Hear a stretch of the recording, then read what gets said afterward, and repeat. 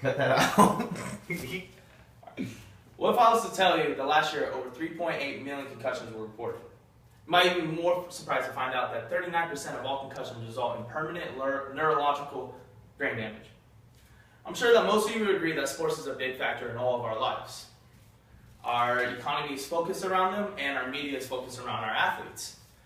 According to economist Gwen Burrow, sports contribute over $14.3 billion to the American economy, and it helps generate over 450,000 jobs. This is why sports, whether you like them or not, are important to all of us.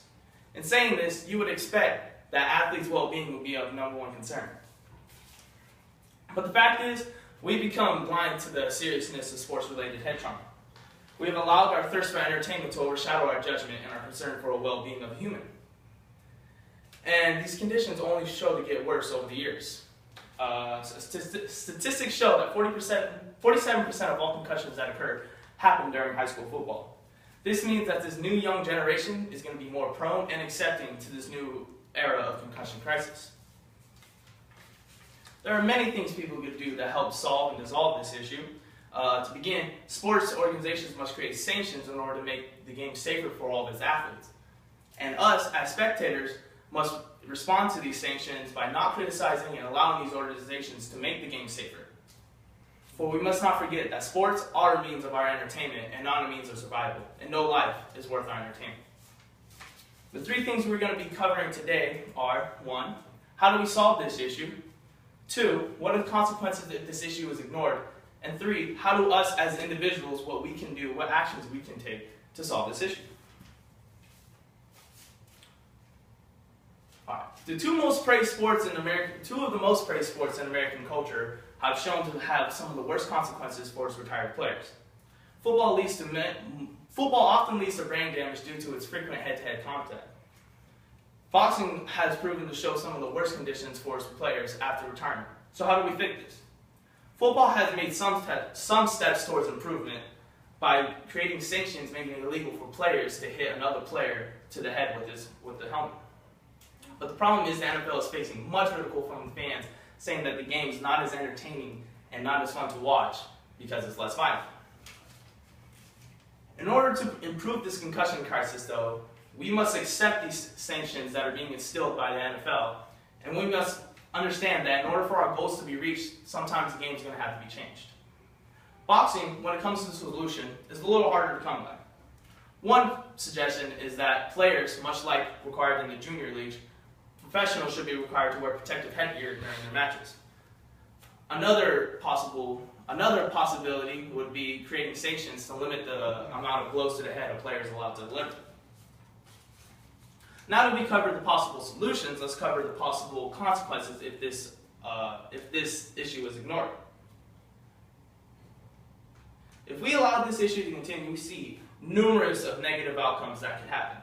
The most concerning being the further acceptance of this culture into our nation. As stated earlier, 47% of all concussions that occur happen in high school football.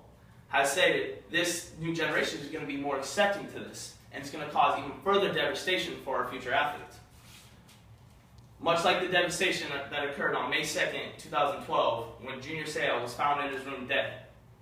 Junior Seau, a star NFL linebacker, was suspected of committing suicide from a depression resulting from brain damage caused by his time in the NFL. Another devastating case would be the case of Ohio State football player Costa Courage, who was just found dead in his room this last November 16th. He was found dead with an apology letter in his hand that read, "Sorry, mother, these concussions just have my head all effed up." These are just a few examples of some of the devastations that could occur.